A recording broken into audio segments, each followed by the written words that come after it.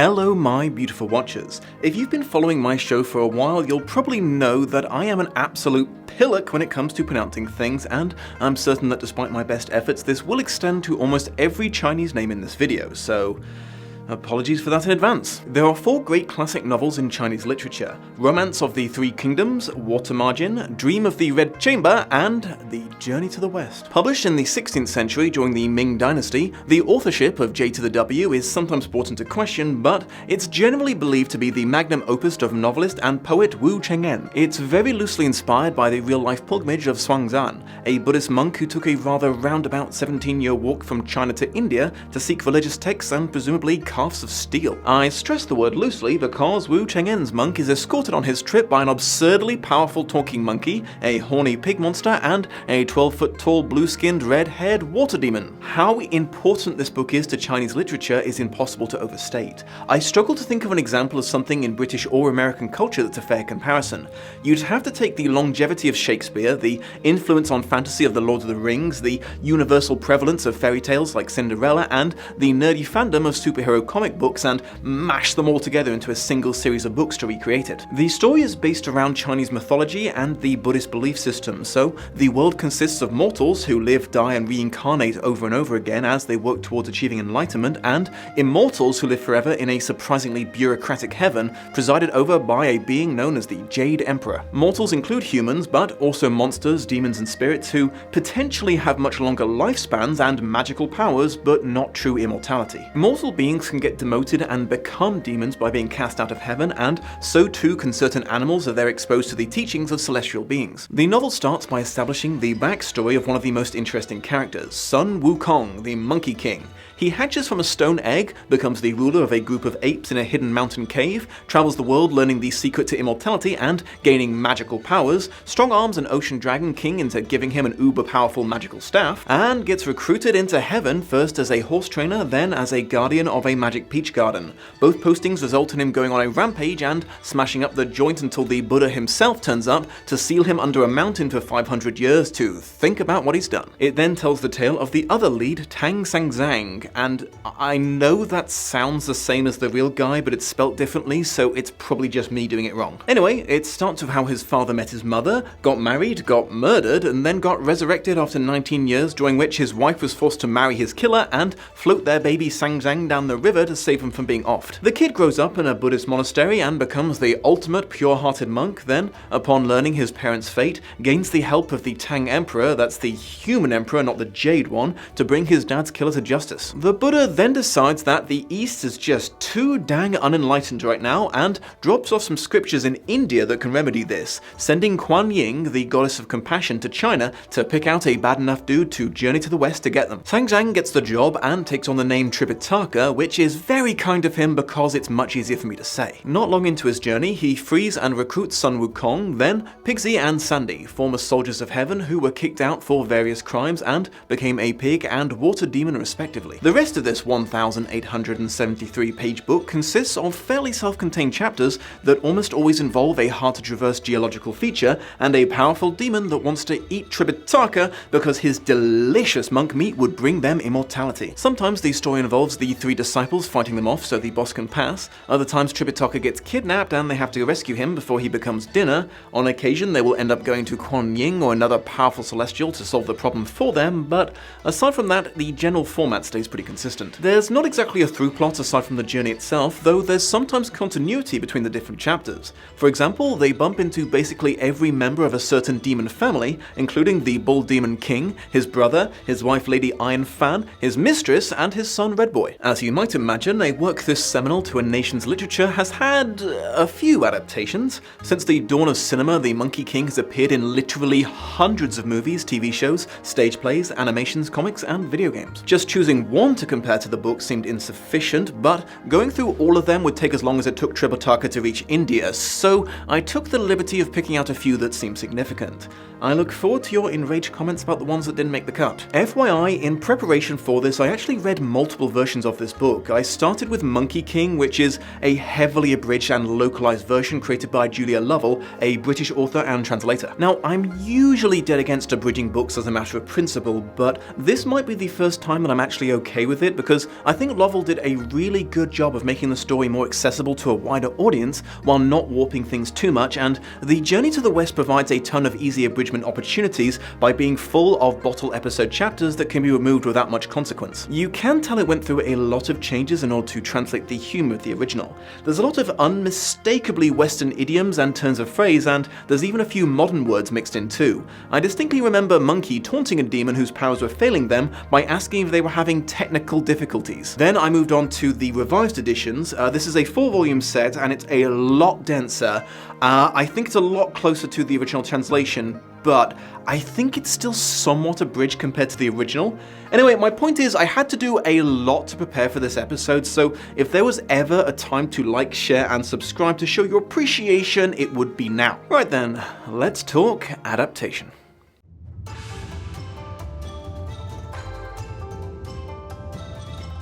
Adaptations of The Journey to the West began as far back as 1927 with the silent film The Cave of the Silken Web.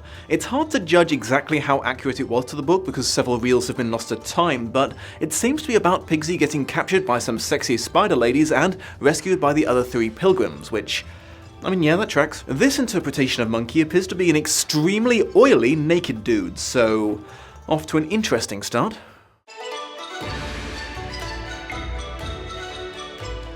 In 1941, Journey to the West became the first Chinese feature-length animated film when Chapter 59 became the plot to Princess Ironfan. It fudges the story a little bit to include Pigsy and Sandy a little more, but overall it's really not too bad adaptation-wise, covering the troupe discovering that their path is blocked by a fiery mountain, being informed in a local village that the only thing that can quell this fire is a fan of a local demon who refuses to lend it to them because Monkey had a run-in with her son Red Boy, fighting her, getting a fake fan which makes the fire worse, impersonating her husband Bull Demon King to get the genuine article, then having to fight the real Bull Demon when he shows up looking for revenge.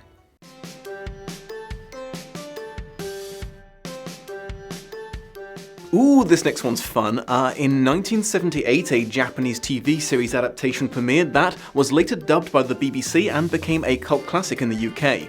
This was my personal first ever introduction to The Journey to the West, and I have no regrets about this. It was simply titled Monkey, though it's often referred to as Monkey Magic because of its earworm theme tune. Monkey is bad in the super fun and endearing way, i.e. badly lip-sync dubbing and clearly working on a very limited budget in the special effects department. Their attempts to make their star monkey-like consisted of gluing some thick eyebrows and glorious mutton chops onto the guy's face. I have to mention that the dub has aged somewhat poorly, especially the performance of very white English actor David Collins as Monkey, who adopted an extremely thick accent throughout. It's like a C+ adaptation. It covers Monkey's birth from a stone egg in the intro, then a very condensed version of his rise to power as the Monkey King, gaining his magical staff from the ocean dragon spirit, his recruitment and subsequent war with Heaven, his failed attempt to fly off the Buddha's palm, and getting trapped under a mountain for 500 years. Tripitaka gets the same abridged backstory, covering his reunification with his long-lost mother and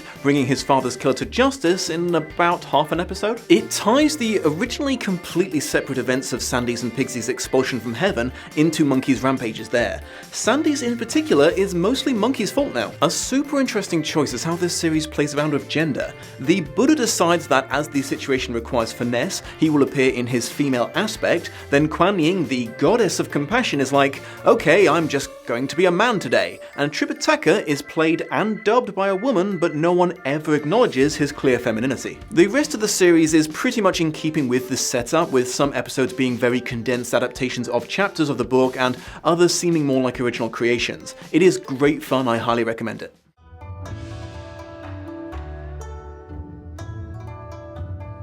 Next up is a Chinese TV series that premiered in 1986, though they did not start making it in 1986, no sir. Directed by Yang Ji, who, to quote C.S. Lewis, was, by the way, a woman, this TV show was given a budget in the negative figures and took approximately 7 years to film its first season. It super paid off though, because as soon as the series eventually came out, it was a smash hit, and if you are looking for peak loyalty to the book, then this is it. this is the one. It brings things to screen that no other adaptation on this list even references. Monkey's unusual birth, him leaping in and out of a waterfall to find the hidden kingdom of Flowerfruit Mountain, making him the king of the local monkey population, his midlife crisis that resulted in long travels to find a Taoist master to teach him immortality, and 72 magical transformations that will protect him from the consequences of said immortality. Monkey's spirit getting dragged off to the underworld in his sleep and wrecking shit there until they let him cross his name off the book of mortal people, forming an alliance with the local demon kings, bullying the nearby ocean dragon until he not only gives him a powerful staff, but summons his 3 brothers so they can armor him too. And the fact that he's actually triply immortal because of his training, eating all of these sexy peaches, and scoffing a butt-ton of immortality pills while he was drunk off his monkey tits. This one even includes the time that he returned home to Flowerfruit Mountain between his first and second rampages through heaven, and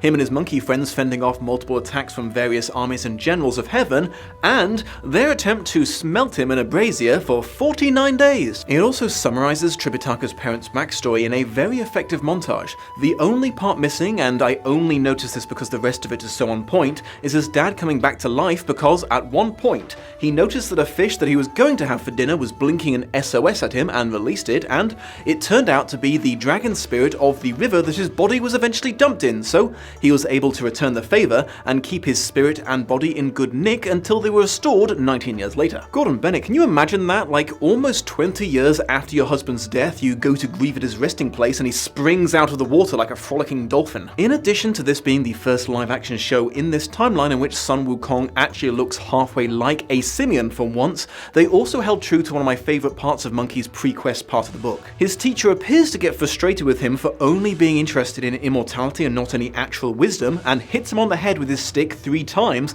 and storms out of the classroom with his hands behind his back. Monkey, being the hypermanic that he is, reads the most bizarre conspiracy theory into his actions, believing that the amount of times that he had hit him and the way that he had left the room was a secret code, informing him of the time and place to sneak back into the school to get the lessons that he actually wants. What makes it hilarious is he turns out to be right. The immortal sage is like, "Good job figuring out my cunning clues, Monkey. Let's get you on Team Neverdead." The journey itself stays super accurate to the book as well, budget permitting, with most episodes recreating chapters word for word. When they were given a second season, they even went back and covered most of the things that they couldn't handle the first time around. It's really impressive. All of this makes me feel terribly guilty for saying I didn't really like this one very much. While I am super impressed with what they achieved, the lack of budget does show in the final product. Because they had absolutely zero budget for post-production, most of the effects are just bad instead of being fun bad, and well, have you ever watched something and just been able to tell that what you're seeing is not a safe stunt? That is this series in every single episode. It is so obvious that people are jumping around without a safety net or wire in the vicinity, and you can see people getting legitimately slammed against rocks at the beach. It stressed me out to watch, and I was not surprised one bit to find out that injuries were a very common occurrence on set. This version of Monkey is very popular, so I guess this is just a Dom thing, but the laugh that he does in basically every scene started to make my ears bleed after a while. Again though, this series is a total triumph regarding overcoming a lack of resources and a lesson in book accurate adaptations. It's just possibly not for me personally.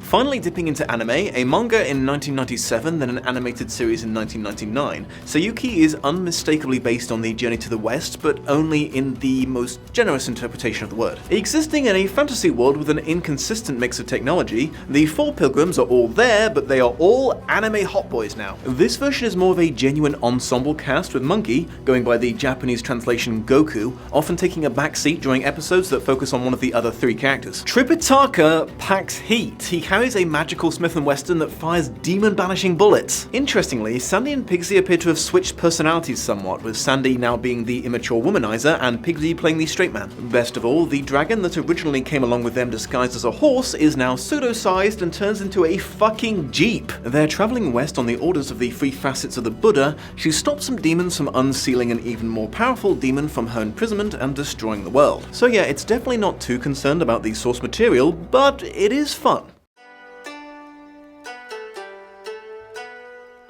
Directed by Stephen Chow of Kung Fu Hustle fame, this in-name-only adaptation is part action, part comedy, part gruesome horror movie, and fully weird. I think if you went in with zero knowledge of the source material, Journey to the West Conquering the Demons would come off just like a dumb movie with hit and miss comedy, but watching this with any familiarity to Journey to the West the book makes it a fucking trip. Okay, so Tripitaka is a comedic character and also referred to as Zhang Sang, the real-life person the character was based on, and Sandy, Pixie, and Monkey are now the villains of the tale. The first 25 minutes of this film is an extended action sequence in which Zhang, who is an amateur demon hunter in addition to being a Buddhist monk, tries to save a riverside fishing town from Sandy, who has taken on a giant monster fish form. There is a long sequence of everyone trying to save a cute child from being eaten, and they fucking don't! The poor kid dies horribly, it is messed up! Zhang is eventually helped by Miss Duan, who is an actual demon hunter, then they get thrown together again in the second act to fight Pixie, who is running an inn and murdering and cooking all of the guests. For seemingly no reason, halfway through the movie, Duan switches from being a serious character to a comedic one as she falls head over heels for Zhang and spends the rest of the movie trying to get him to sleep with or marry her. Sun Wukong is the final boss. They seek him out for help with Pixie and discover him in the form of a crazy old man sealed in a cave by the Buddha. After he defeats the hog, he tricks Zhang into freeing him and goes on a killing spree of all the demon hunters who came to fight him. Duan dies defending Zhang, who manages to save the day by achieving enlightenment and summoning a planet-sized Buddha to crush the Monkey King. Then, out of nowhere, in the last 90 seconds of the movie, a minor character pops up and is like, okay, cool, the four of you go to India and get them scrolls now, which is just so weird because there's no explanation as to why the three demons aren't dead or are good guys now. I feel like they were going for a prequel vibe, but how these four came together to go on their quest is very clearly laid out in the book, so there's not really much wiggle room for artistic license. Despite being a bizarre reimagining of the story and super inconsistent in what tone or genre it wanted to be, this film apparently did well enough to warrant a sequel, so good for them, I guess. I'm not going to watch it. It's available for free on YouTube Movies. If you like dark comedies, you might get a kick out of it, but Journey to the West fans, you have been warned. In 2014, Donnie Yen and Chow Yun-fat starred in an almost entirely chroma keyed action flick interpretation titled The Monkey King: Havoc in Heaven's Palace. Seeing martial arts legend Donnie Yen doing his level best to act like a monkey is a real trip, which kind of makes up for the parts where the CGI hasn't held up. It follows the basic plot beats of Monkey's pre-journey story, but portrays Sun Wukong as a sweet, innocent soul who does what he does for much purer reasons and is eventually manipulated into his war with heaven by Bull Demon King, who wishes to overthrow the Jade Emperor. They introduce a semi-love interest in the form of a white fox spirit, and Lady Ironfan and Red Boy appear as secondary characters. They really go in hard on the innocent monkey thing. I mean, he's so happy, positive, and cheerful, he willingly accepts his punishment of 500 years under a mountain at the end.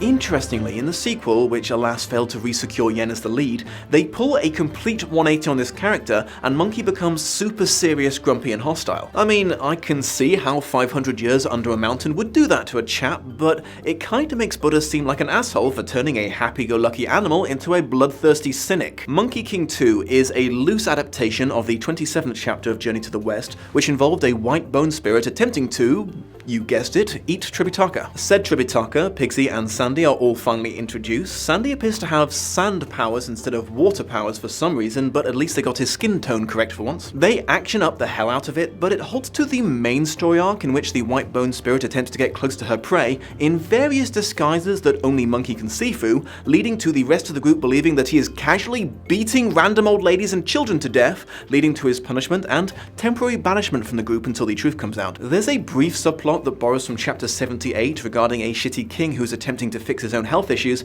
by feeding off his subjects' children, but that's resolved in the second act of the film. The Monkey King 3 once again takes the basic setup of a chapter, in this case 53, which involves a society populated exclusively with women, and Tripitaka and Pixie accidentally becoming pregnant when they drink from the wrong magic river. This is only a small part of the film, however, as it mainly focuses on an original plot about a forbidden romance arising between Tripitaka and the young queen of the Girls Only Club. A rather awkward difference arises in the manner in which the two versions of the tale approach the male pregnancy aspect. In the original text, as the Omega-verse didn't come into existence for several centuries, the possibility of the dudes giving birth isn't considered a feasible outcome, and the focus of the story is Monkey and Sandy having to fight a member of the Bull Demon family to gain access to water from the stream of abortion. The element of male pregnancy seems to be mostly comedic. Some of these comedic elements appear in the film at first, but then it suddenly tone shifts into a rather more serious pro-life message about the rights of the unborn, as Tripitaka is convinced that it's his duty to give birth to and raise this magic baby, forcing Monkey to give him the abortion water against his will for the sake of the scripture quest. Then a pissed off water god goes on a rampage and the whole debate is dropped altogether, so let's just move on.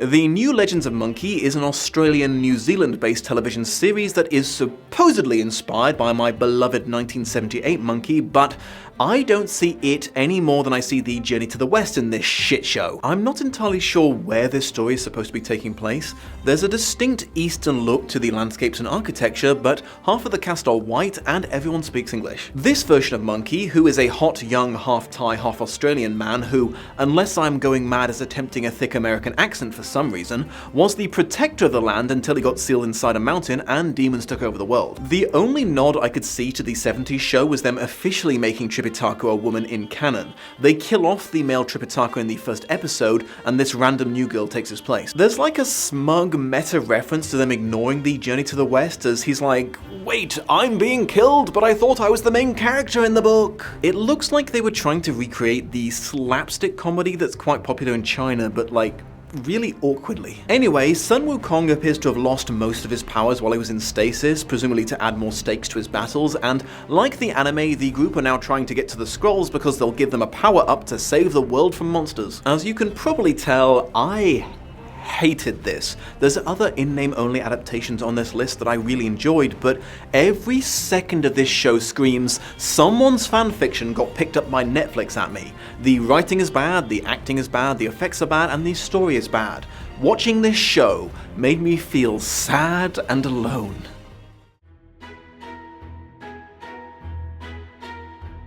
Speaking of better in-name only adaptations, A Korean Odyssey, which is also available on Netflix, is equally detached from the source material, but is at least a infinitely more entertaining show. It was written by the Hong sisters, who I wasn't familiar with until now, but are apparently quite big in the K-drama world. This series is apparently very successful in Korea, and I can see why, because it is just so fun. Guys. Monkey and Bull Demon King are roommates. Sun Wukong and one of his most iconic enemies are in an odd couple, and it's glorious. Sun O-gong, as he's known in this, is once again a hot dude rather than an actual monkey, and the story is set in modern times, but I thought they did a really cool job of transplanting how the bureaucracy of heaven and earth works from the novel into this new setting. Also, Pigsy is a K-pop star. I just cannot not love that. Anyways, the world is full of ghosts and demons, but most humans can't see them. The story is mainly focused around an unlucky girl named Jin Sun-mi, who is cursed with being the exception. Hers and Monkey's fates become intertwined by various means, and the main focus of the story is a multi-way power struggle and a budding will they won't they, as Monkey is grumpily forced to protect her when she becomes the focus of every Monsters on Earth's hunger. You can kind of tell she's the Tripitaka stand-in. So yeah, not a lot of the novel here, and not even a journey involved, but it is a pure delight, and I am just so genuinely happy to have this in my life now. And finally, an honorable mention, because I know if I don't reference it, some of y'all will go Super Saiyan on me. I am of course referring to Dragon Ball Evolution, which clearly borrows some elements of Journey to the West regarding its lead character, Goku.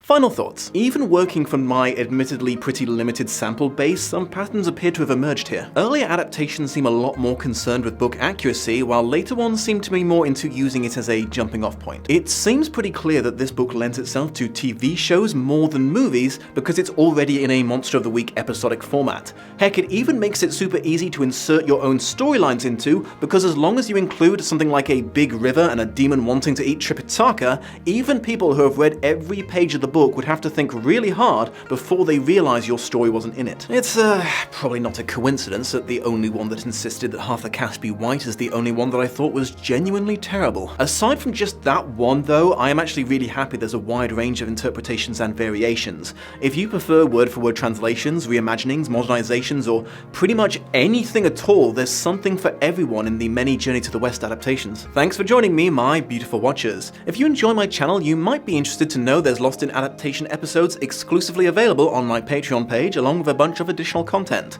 Don't forget to like the hell out of this video, and let me know in the comments which Journey to the West adaptation is your favorite.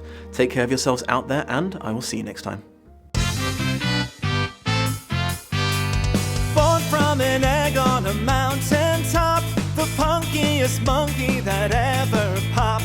Knew every magic trick under the sun, to tease the gods and to have some fun. Ow! Cocky and saucy, that monkey sure is. Angered the gods until they punished him. Then one day was saved by an old kindly priest, and that was the start of their pilgrimage west. Little monkey magic, monkey magic, little monkey magic.